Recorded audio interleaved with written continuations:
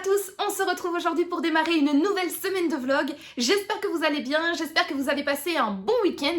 Le mien, oui, il fut bon et comme je vous l'ai expliqué dans le précédent vlog, d'ailleurs, si vous ne l'avez pas encore vu, je vous invite bien évidemment à aller le voir. Je vous le mettrai comme d'habitude dans le petit juste ici, là, dans le coin. N'hésitez pas à aller le voir parce que, comme je vous l'ai dit, je suis allée en librairie samedi avec ma copine Sophie du compte Instagram The Curiosity of S, bien évidemment. Et le moins que l'on puisse dire, c'est que je ne suis pas revenue le tote bag vide. Donc, si vous voulez voir un super book haul, allez voir le vlog précédent. Alors, sinon, niveau lecture, moi, comme dans le vlog précédent, je suis toujours en pleine lecture du Chevalier de l'Éclipse de Gilles Louviot aux éditions La Lucarne Indécente. On est dans un roman fantasy ici où on va suivre Yédaran, qui est un chevalier de l'éclipse, et il va combattre les magiciens. C'est assez compliqué en fait à résumer, je suis en train de faire ma maline là, mais j'avoue que c'est un peu compliqué, un petit peu comme dans tout ce qui est roman fantasy, surtout là on est dans la fantasy adulte. C'est assez compliqué de résumer un monde, d'expliquer l'histoire sans trop en dire, et tout en disant assez pour donner envie, et en disant assez sans être complètement nébuleux et compliqué, et pas, voilà, pour que ce soit clair, net, précis, et que ça donne envie. Voilà, c'est un peu compliqué. Je pense que je ferais mieux en fait de vous lire la 4e de couverture plutôt que de m'aventurer dans un résumé personnel, parce que je sens très bien que ça va pas donner envie, quoi. Parce que là, j'essaye depuis 3 minutes déjà, et c'est raté.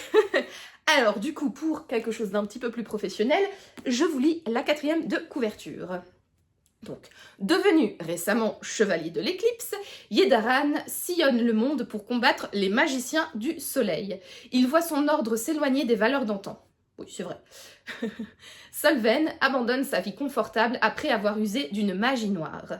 Donc Solven était avant magicienne du soleil, elle a utilisé de la magie noire et donc, voilà, elle doit malheureusement quitter sa vie, abandonner sa vie confortable.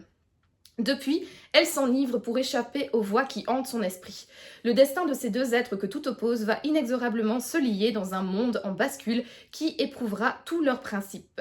Dans ce premier opus du cycle du Chevalier oublié, Gilles Louviot dépeint des personnages complexes, c'est vrai, nuancés et évolutifs, qui n'hésitent pas à remettre en question l'ordre établi. Il sort ainsi des clichés de la fantaisie tout en offrant à son lecteur un univers totalement novateur. Ça, c'est totalement vrai. On est dans un univers très novateur. J'aime beaucoup, en fait, cette originalité au niveau de l'univers. Les personnages, c'est vrai qu'ils sont très nuancés, très évolutifs. Je les trouve personnellement un petit peu clichés sur certains points, mais bon, en même temps, on peut pas refaire la roue non plus. On est quand même obligé, même si on s'éloigne de certains clichés de la fantaisie, mine de rien, on peut pas non plus trop s'en éloigner, quoi. Donc il y a, je trouve certains personnages, voilà, un petit peu caricaturaux, un petit peu clichés. Mais voilà, c'est...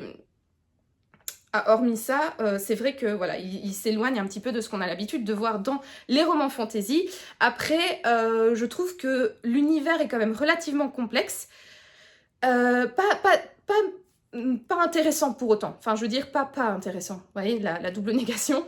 C'est intéressant, en fait, comme univers, mais c'est vrai que c'est quand même complexe. J'ai mis quand même pas mal de pages avant de rentrer dans l'histoire, pas mal de pages à comprendre, en fait, un petit peu les tenants et aboutissants, à comprendre que les chevaliers de l'éclipse étaient, en fait, les ennemis des magiciens. Je l'avais un peu compris au début, mais au début, en fait, c'est une introduction, et puis on rentre vraiment dans le vif du sujet.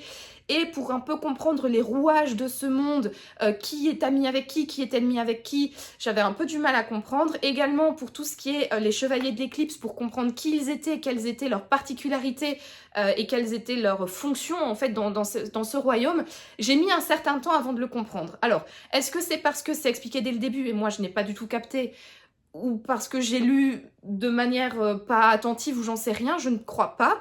Mais j'ai mis voilà, quand même un certain temps à me dire « Ah, en fait, ok, les chevaliers de l'éclipse, eux, ils ont ça comme particularité, ils n'ont pas ça comme particularité, et voilà. » Donc, c'est quand même un univers complexe qui se met tout doucement en place. J'espère vraiment que dans la suite du bouquin, en fait, l'univers va être un petit peu plus creusé, parce qu'en fait, là, j'ai eu vraiment le sentiment d'être lâchée dans cette histoire, sans vraiment avoir les codes pour le comprendre. Donc, de là où j'en suis, j'ai lu 236 pages sur, j'en suis presque à la moitié, hein, sur 488. Donc voilà, je suis pratiquement à la moitié. Il y a des éclaircissements qui arrivent au fur et à mesure. On comprend un petit peu les liens entre les différents ordres, les différents personnages, les différents royaumes, enfin les différents castes, je sais pas trop comment expliquer. On les comprend au fur et à mesure, donc je suppose qu'en fait ça va être un roman qui va nous éclairer sur ces rouages, sur ces codes, au fur et à mesure que l'on va avancer dedans. Je trouve ça assez chouette parce que du coup ça nous laisse du mystère, on se pose des questions, etc. Mais cela dit, il y a quand même une partie de moi qui est un tout petit peu frustrée parce que du coup je comprends pas très bien et je me pose plein de questions en disant mais tiens, eux c'était pas ça et machin et bidule. Et après j'ai les réponses à mes questions mais beaucoup plus tard. Et donc il y a un côté un peu frustrant, moi j'aime bien en fait tout connaître, qui est vraiment dans les premières pages du récit, un résumé, une explication de l'univers dans lequel on va se plonger, parce que comme on est dans la fantaisie adulte, forcément c'est... faut vraiment s'ouvrir l'esprit, faut vraiment être ouvert et il faut avoir de la patience en fait pour connaître tous les tenants et aboutissants. Et c'est vrai que moi niveau fantaisie, je suis plus une lectrice de fantaisie pour adolescents même. Parce que j'ai l'impression que c'est mieux expliqué, que les informations arrivent plus rapidement et c'est peut-être juste parce qu'en fait je suis quelqu'un qui est très impatiente en fait, c'est peut-être pour ça. Alors sinon, également tout comme des romans fantasy, ici le récit se déploie quand même assez lentement. Alors il y a pas mal d'actions, ça je dois bien avouer, il y a vraiment pas mal d'actions, mais c'est quand même assez tiré en longueur. C'est pas pour me déplaire, parce que, comme je l'ai dit, je trouve que l'univers est extrêmement intéressant. C'est très original, donc du coup, j'ai vraiment envie d'en savoir plus. J'aime bien les personnages, j'aime bien également la plume de l'auteur. Je trouve il y a 2-3 petits trucs qui, moi, personnellement, me gênent. Mais bon, ça, c'est le choix de l'auteur et de l'éditeur, bien évidemment. Je n'ai pas... voilà, c'est juste mon humble avis. Il y a 2-3 trucs au niveau de la plume qui me gênent, mais sinon je trouve que c'est très fluide. En fait, les pages, c'est parce que cette semaine j'ai vraiment pas eu beaucoup le temps de lire. J'ouvre le vlog, en fait on est déjà le week-end, normalement j'ouvre le vlog le lundi, voire maximum mardi, mais là j'ai eu trop de boulot en fait cette semaine, donc je n'ai pas ouvert le vlog mardi ou mercredi ou peu importe, je l'ouvre que ce week-end. Et comme vous pouvez le voir, en une semaine, parce que j'ai commencé, il me semble, le livre lundi, si je dis pas de bêtises, ou dimanche soir, je sais plus, enfin bref, mais ça fait quand même pas mal de jours que je l'ai commencé, et je n'ai lu que 236 pages.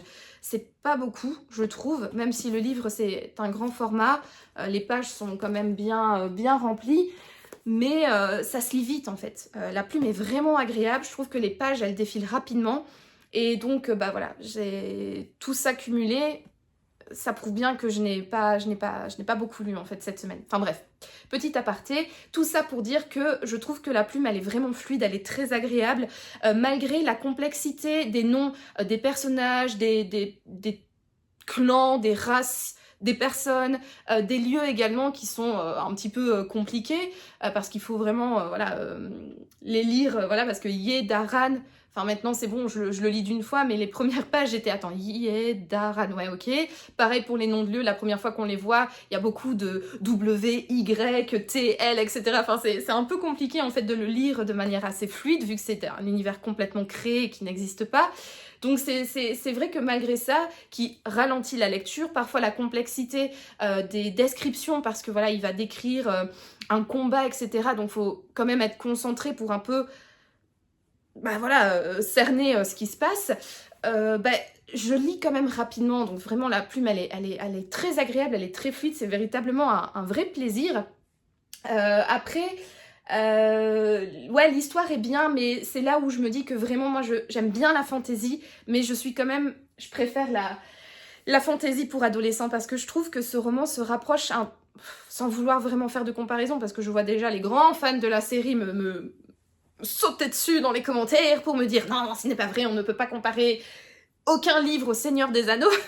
Mais moi, personnellement, le Seigneur des Anneaux, j'avais beaucoup de mal, notamment à cause des descriptions, à cause de la lenteur du récit. Et j'ai l'impression que c'est un petit peu les caractéristiques des romans fantasy pour adultes. Cette lenteur, cette complexité dans les descriptions, ces longues descriptions, pardon. Je sais que Le Trône de Fer aussi de George R.R. Martin, j'aimerais bien le lire, mais je sais très bien que ça va être très galère pour moi parce que j'ai plein d'amis qui l'ont lu et qui m'ont dit c'est lent, c'est très descriptif, il se passe pas grand chose.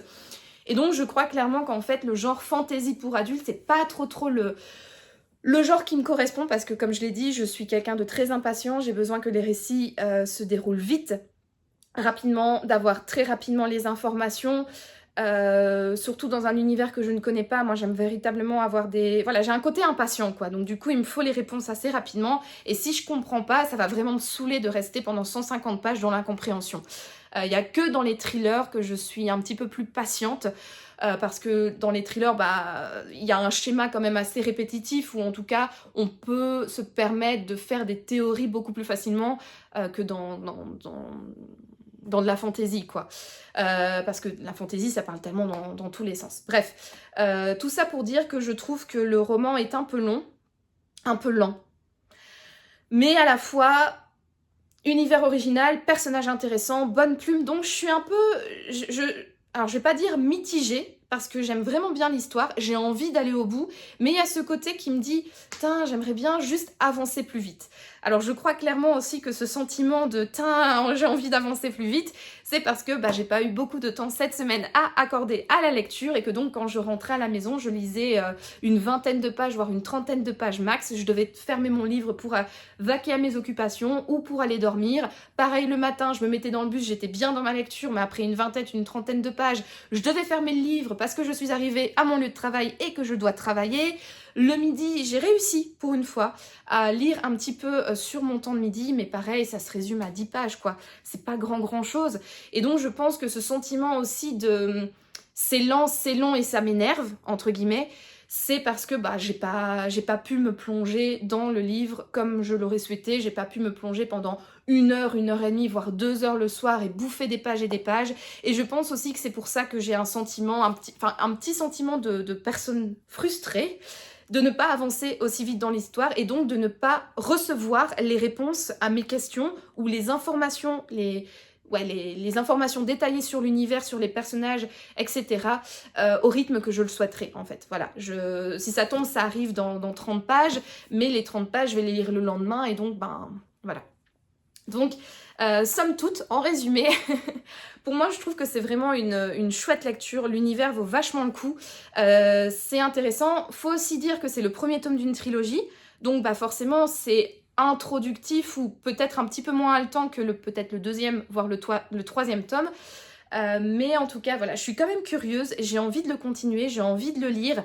Voilà, mais après, comme je l'ai dit, je ne suis pas une grande lectrice de romans fantasy, surtout pour adultes, et donc il y a quand même cette petite frustration de mon côté, à voir ce qu'il en sera pour la fin du roman, parce que voilà, j'ai encore de matière, de quoi faire, hein, clairement, j'ai encore un bon 240 pages, plus ou moins, 250 pages devant moi, donc peut-être que je reviendrai vers vous dans le vlog prochain pour vous dire, en final, c'était trop génial, c'était hyper haletant, et voilà. Donc, affaire à suivre pour ce livre-là, donc Le Chevalier de l'Éclipse de Gilles Louviot aux éditions La Lucarne Indécente. Sinon, cette semaine, je suis également passée vite fait en librairie parce que j'ai discuté avec l'un de mes collègues, on s'est un petit peu échangé des recommandations podcast et des recommandations livresques, et il m'avait parlé d'un true crime luxembourgeois. En me disant tiens, est-ce que tu as lu ce livre-là? Et moi j'étais non, c'est quoi? Il fait tiens, c'est un livre en fait qui va parler d'un meurtre, d'un double meurtre qui s'est déroulé à Esch-sur-Alzette, donc qui est une ville dans le sud du Luxembourg, et c'est un auteur français, enfin en tout cas francophone parce que c'est un livre en français, qui a en fait fait une étude historique / un petit peu romantisée, non ça se dit pas romantisée, romancée. Enfin bref, qui a un petit peu mis en roman, mais sur base, il y a une partie vraiment basée, on va y arriver, hein, sur des faits historiques, et une autre partie qui est un petit peu plus romancée. C'est ça, romantisé, n'importe quoi. J'invente des mots, écoutez, appelez-moi Rabelais.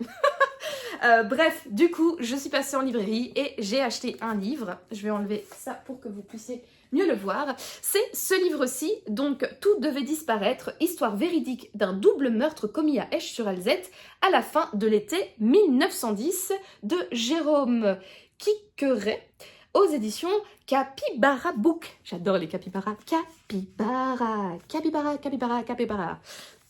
Bref. Alors, donc du coup, que dit ce true crime, hein? Le 14 septembre 1910, au petit matin, deux quinquagénaires de la ville industrielle d'Esch-sur-Alzette, Françoise et Henri Kaiser Paulus, sont retrouvés assassinés dans leur chambre.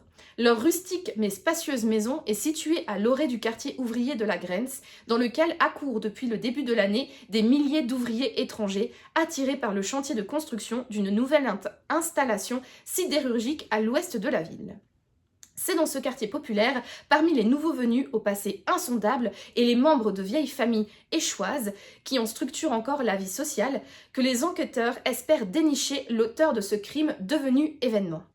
Du profil du tueur dépendent l'idée que le citoyen doit se faire du progrès technique, l'avantage que peuvent espérer tirer les différents clans politiques de son acte ou encore la réputation d'une ville plus que jamais associée aux idées révolutionnaires, à condition de le retrouver. Usant d'une vision kaléidoscopique, le récit de Jérôme Quiqueret fait la preuve que comprendre ce mystérieux meurtre d'un couple de commerçants au-delà des aveux de l'auteur du meurtre nécessite un examen de toutes les dimensions de cette communauté présente et passée, en somme de son histoire et de sa mémoire. Philippe Artière. Voilà, donc un petit true crime, pur jus, luxembourgeois, qui fait.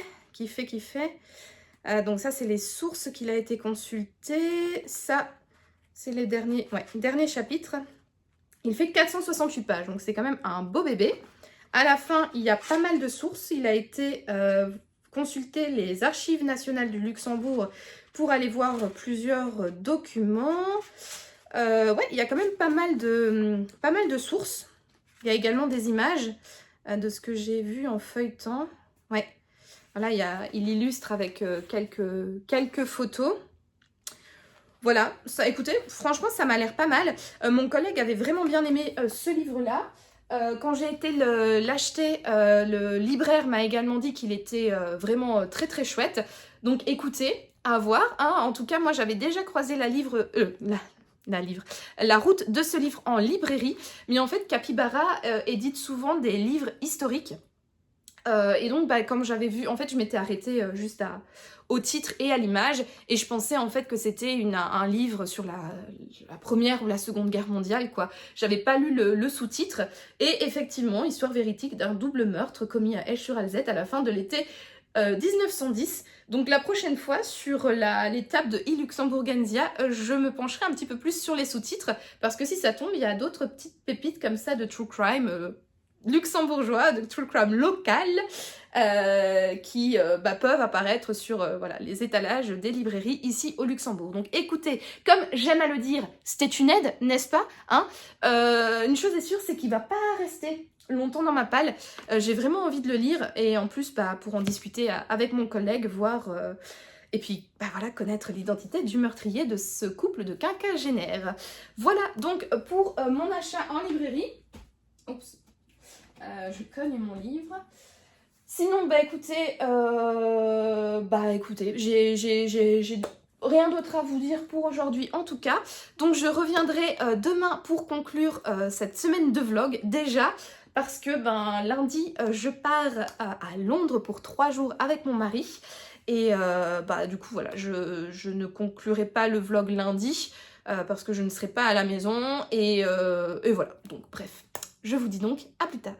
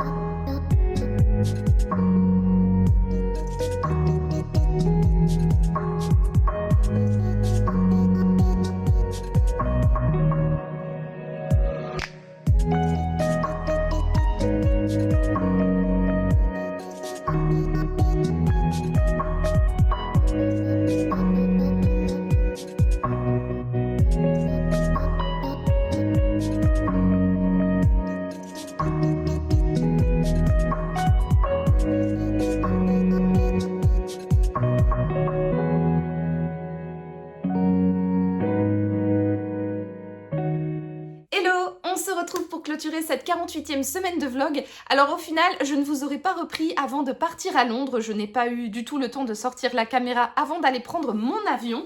Et du coup, c'est après mon voyage à Londres, que je vous retrouve. Mais c'est pas plus mal dans le fond, parce que si je vous avais pris lundi, j'aurais pas trop eu des choses à vous raconter et du coup le vlog aurait été un petit peu court par rapport au vlog qui va arriver la semaine prochaine, parce que ce week-end c'est la foire du livre de Bruxelles et donc je vais à Bruxelles tout le week-end avec ma copine de book club Sophie, que vous connaissez bien évidemment très très bien sur cette chaîne, et du coup ça aurait fait sinon un petit vlog et un très long vlog, donc je préfère faire 2 vlogs de taille moyenne, normale, je ne sais pas, 30, 40 minutes, 1 heure.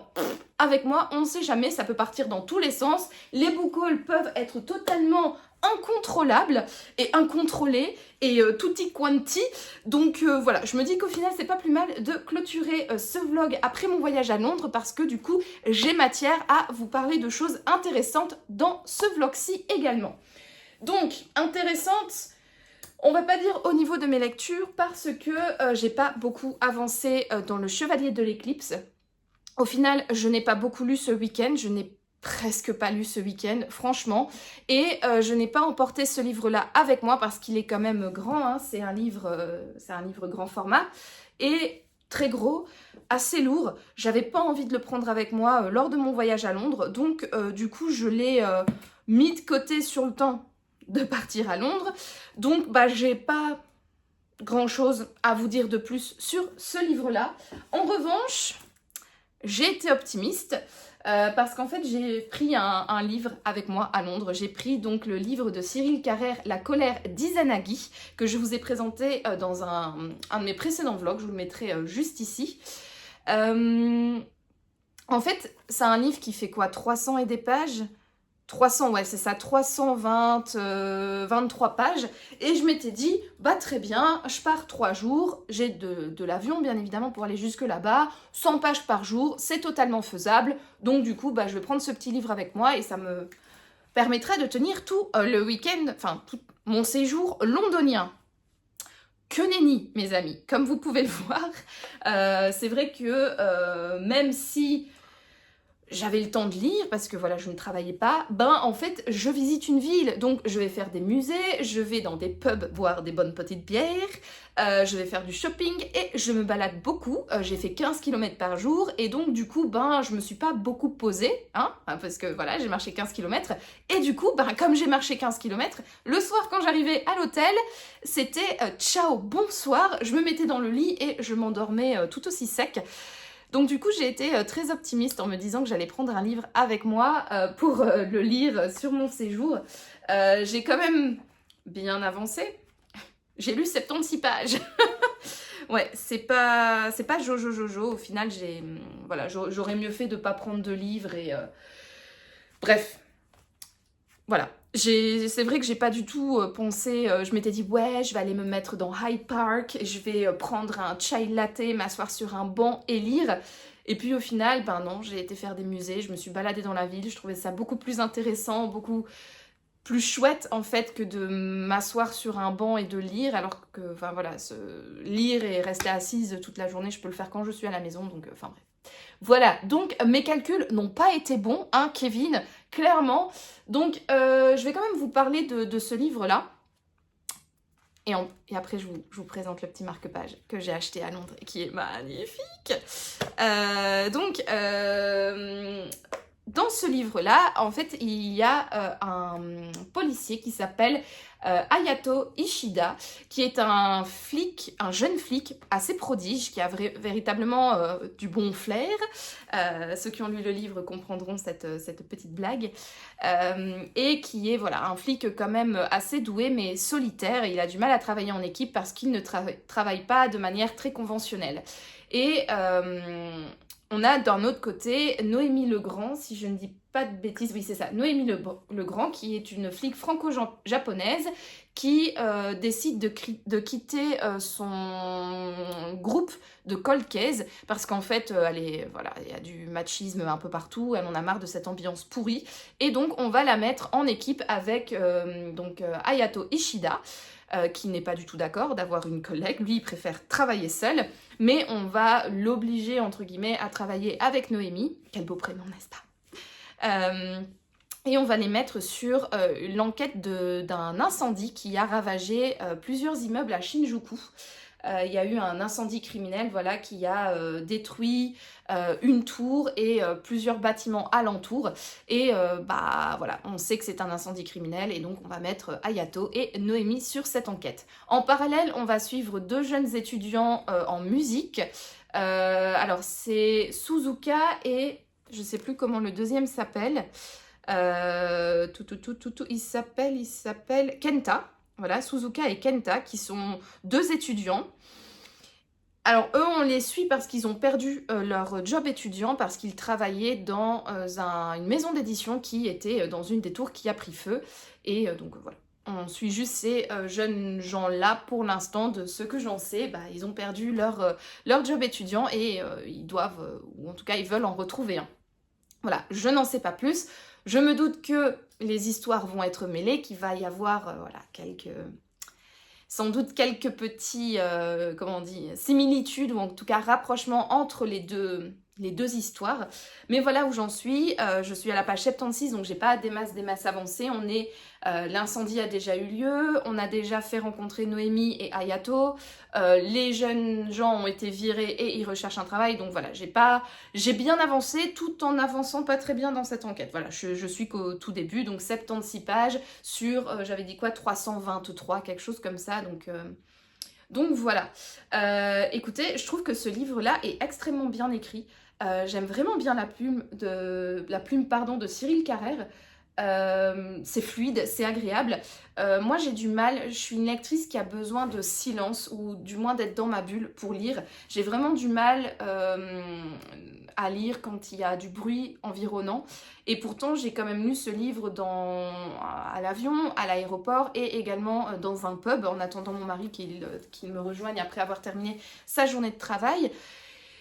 Et j'ai lu dans un resto aussi, donc voilà, c'était dans des environnements qui étaient quand même relativement bruyants et pourtant j'arrivais à me mettre dans ma bulle toute seule sans avoir besoin de mes écouteurs réducteurs de bruit avec des crépitements de feu de cheminée, si vous voulez tout savoir. C'est mon petit tips pour pouvoir lire tranquillement dans le bus le matin quand il y a vraiment beaucoup de bruit autour de moi. Je mets mes écouteurs, réduction de bruit et je mets des crépitements de feu, c'est une playlist sur Spotify. Enfin bref, là j'avais pas pris mes écouteurs avec moi et j'arrivais quand même à me mettre dans ma bulle et à lire quand même facilement malgré le bruit alentour.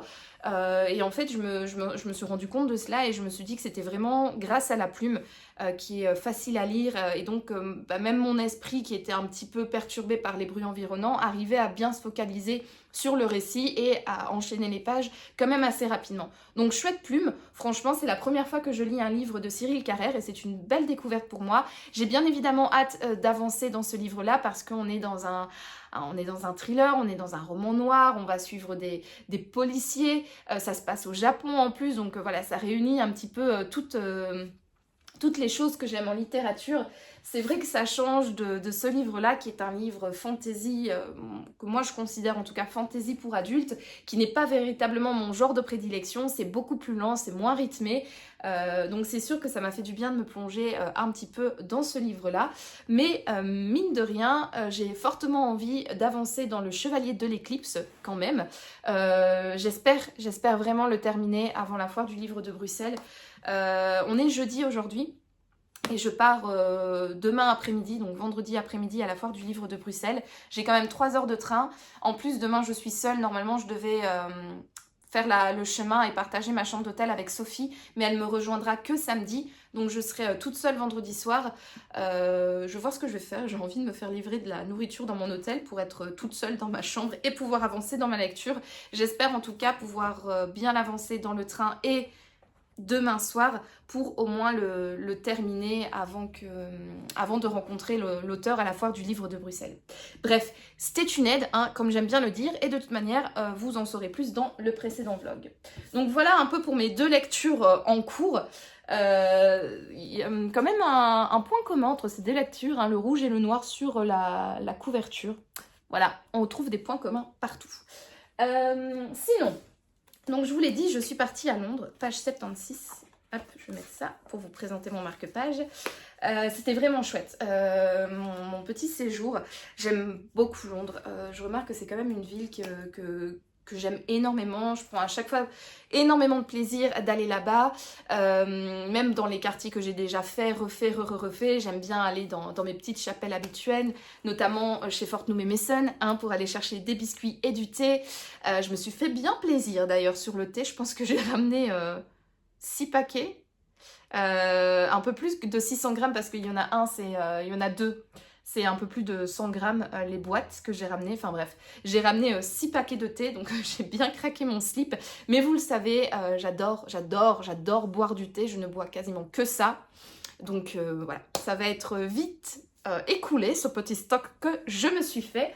Et en plus du thé, je me suis également offert quelques livres et un marque-page. Alors niveau marque-page, j'ai fait des musées. J'en ai fait 2. J'ai fait le Victoria et Albert Museum. D'ailleurs, je vous le recommande fortement. Il est incroyable ce musée. Je suis triste parce que la partie qui était les pièces sont dédiées à des arts particuliers. On va avoir art, par exemple, art du Moyen-Âge, art de la Renaissance, art japonais, art coréen, art céramique, art du verre et tout ce qui est lié à la photographie, à la tapisserie, au tableau et également les bijoux. Donc voilà, c'est assez par thématique. Certains, c'est thématique époque. Donc on va avoir l'art britannique de telle date à telle date, l'art européen, médiéval, Renaissance, etc.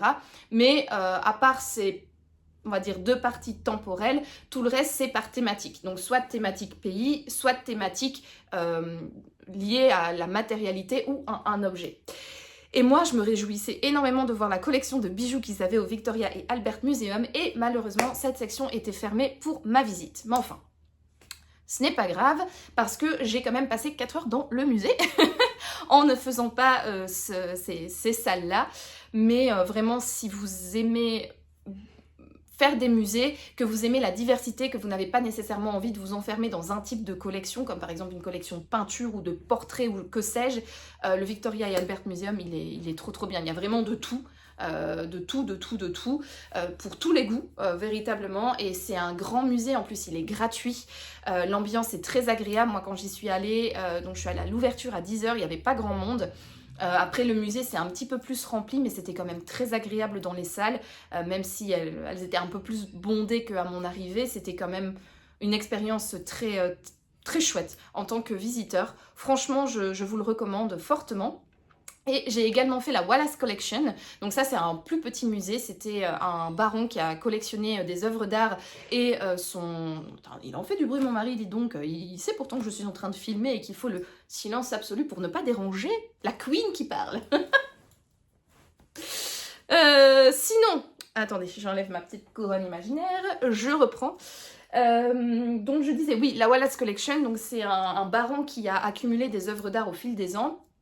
Et puis ensuite, alors c'est un peu obscur parce que j'ai lu différentes informations à ce sujet, que le 3e marquis, quelque chose comme ça, avait un... Alors, d'un côté, j'ai lu que c'était celui qui gérait sa collection, qui a hérité de la collection du marquis, et puis sa femme celui qui a géré la collection, qui en a hérité à la mort de son mari et qui a fait don de cette collection à la patrie, je pense. Ou alors, moi j'avais lu également que celui qui gérait les collections, c'était le fils biologique du marquis, du duc, je sais plus, je pense que c'est un marquis, bref, du monsieur qui avait établi la collection originale, qui l'avait également enrichi, et puis à sa mort, l'a transmis à sa femme, qui l'a transmis à la patrie. Bref, en tout cas, c'est une collection privée, qui a été ensuite donnée donc à Londres ou enfin bref, je sais plus si c'est au pays ou à la ville, enfin bref, ça a été donné pour que... voilà, ce n'est plus une collection privée, quoi. Et donc on est dans un bâtiment, dans une maison qui est grande, mais c'est pas comme le Victoria et Albert Museum, quoi. C'est pas énorme comme endroit.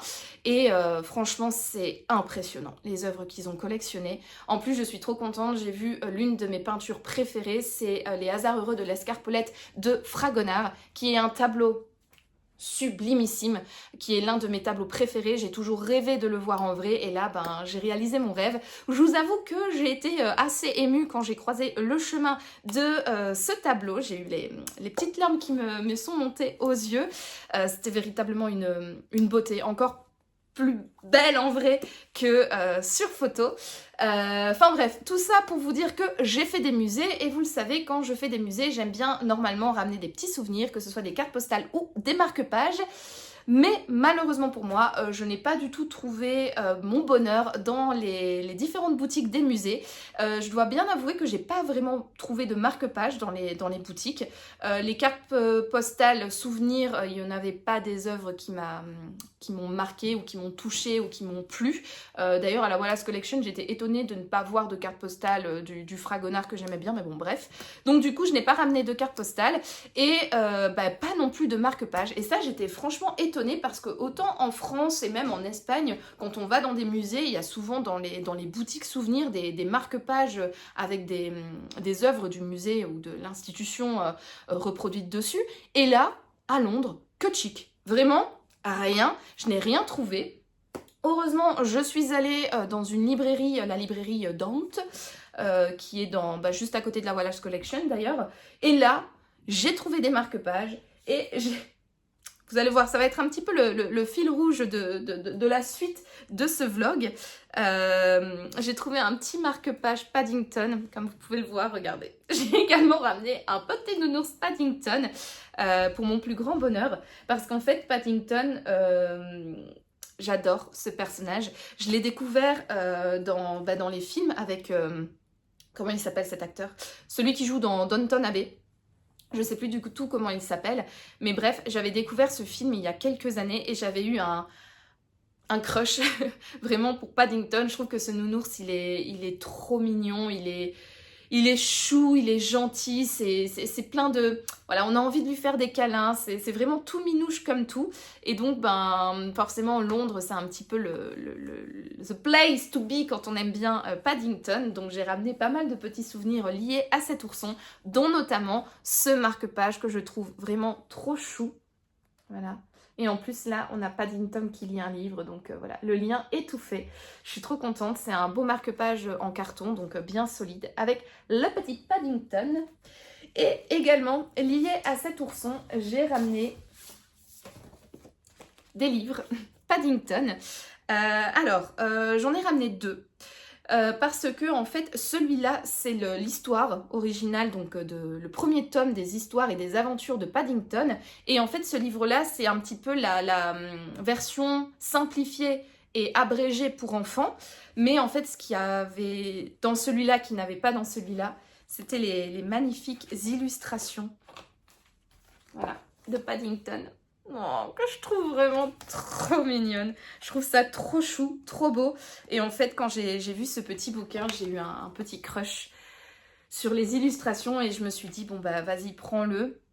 En plus, ce sera, je pense, niveau anglais assez facile à lire parce que c'est vraiment une édition simplifiée du roman. Vous savez que moi, normalement, de base, je ne lis qu'en français.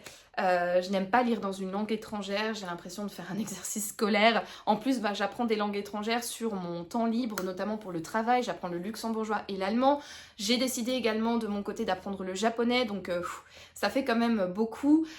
Ici au Luxembourg, il y a 3 langues nationales, le français, le luxembourgeois et l'allemand. Et à mon travail, en fait, je jongle entre déjà ces 3 langues, plus parfois l'anglais quand j'écris des mails à des personnes d'autres pays. Et donc, je vous avoue que quand on jongle comme ça déjà dans la journée entre plusieurs langues, je n'ai pas l'habitude et en plus je suis ultra nulle en langue. Quand je rentre le soir, j'ai pas trop envie de lire autre chose que du français, quoi. J'ai envie véritablement de m'échapper, de prendre du plaisir et de lire facilement. Donc voilà. Mais j'ai quand même pris ce petit livre-là en anglais, bien évidemment. Et également celui-là en anglais, donc A Bear Called Paddington de Michael Bond.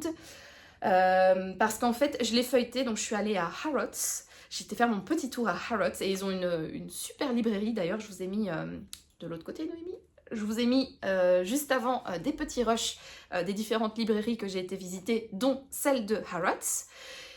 Et en fait, en feuilletant comme ça le livre, c'est un livre pour enfants, donc niveau anglais, honnêtement, ça va pas être extrêmement compliqué, quoi. Je pense que c'est véritablement de mon niveau d'anglais, et je pense pas que je vais devoir faire un effort surhumain pour le lire. Et donc du coup je me suis dit bah allez vas-y YOLO, prends-le. L'anglais n'est pas extrêmement compliqué, donc tu vas voilà, avoir des facilités à le lire, et puis bah ainsi je pourrais lire enfin la vraie histoire de Paddington pour mon plus grand plaisir. Et un petit peu dans le même dans la même idée, et on reste également sur un nounours. Je me suis pris également Winnie the Pooh. Winnie l'ourson, c'est un de mes Disney préférés. C'est le Disney préféré de mon papa aussi. Il avait une peluche d'ailleurs, Winnie l'ourson, à l'époque. Et je trouve véritablement ce dessin animé tout doux, tout mignon. Winnie est un peu neuneux. Ouais, il est un peu... voilà. Mais il est tout doux, tout mignon. C'est vraiment beau, je trouve, ce dessin animé.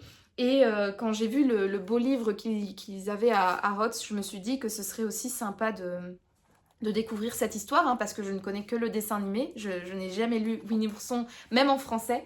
Et en plus, le livre était pareil, illustré de très très belles images. Je trouve ça vraiment beau. Allez, c'est tout doux, c'est tout beau, c'est tout minouche, pastel. Oh, c'est d'une délicatesse incroyable. Et voilà, donc pareil, j'ai feuilleté comme ça quelques pages quand j'étais en librairie, et le niveau d'anglais m'a l'air aussi facile. Enfin, c'est un livre pour enfants, donc voilà, c'est pas non plus de la grande littérature anglaise avec beaucoup de mots compliqués, pardon. Et donc, ben, clairement, c'est un livre qui sera voilà, à mon niveau. Donc, je vais pouvoir sortir, lire et découvrir, malgré mon aversion pour les livres en langue étrangère, enfin en langue étrangère, en langue non française. Voilà donc pour eh ben, mon petit book haul londonien. Et voilà, c'est sur ce petit book haul tout petit, tout doux, tout rond et tout mignon que je clôture ce 48e vlog. Je vous remercie d'avoir regardé cette vidéo. Si vous l'avez aimé, n'hésitez pas à me mettre un petit pouce bleu ainsi qu'un commentaire pour me signaler que vous êtes passé par là, et à vous abonner à ma chaîne pour me soutenir. En attendant, moi comme toujours, je vous souhaite de passer une agréable journée, une agréable soirée ou une agréable nuit, peu importe, et je vous dis à bientôt pour de nouvelles aventures livresques. Ciao!